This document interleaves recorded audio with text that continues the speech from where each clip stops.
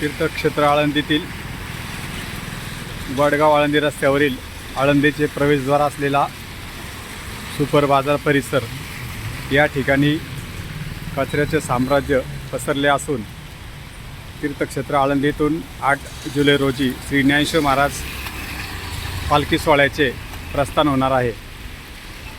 पालखी सोहळ्याच्या निमित्ताने आलेल्या भाविकांचं अशा पद्धतीने स्वागत होऊ नये यासाठी परिसरातील सांडपाणी विल्हेवाट व्यवस्था आणि रस्त्याच्या दुतर्फा असलेले कचऱ्याचं साम्राज्य आळंदी नगर परिषद आणि चरोली ग्रामपंचायत यांच्या माध्यमातून दूर व्हावं अशी या भागात राहणाऱ्या ग्रामस्थ नागरिकांची मागणी आहे।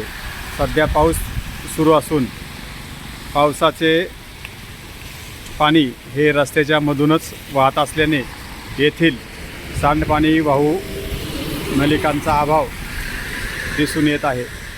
तीर्थक्षेत्र आळंदी पंचक्रोशीतील नागरिक या ठिकाणची दुरावस्था दूर करावी अशी मागणी करत आहेत। तीर्थक्षेत्र आळंदीसाठी कोट्यवधी रुपयांचा निधी यात्रा अनुदान म्हणून मिळत असतो। सदरच्या यात्रा अनुदानाचा वापर हा लगतच्या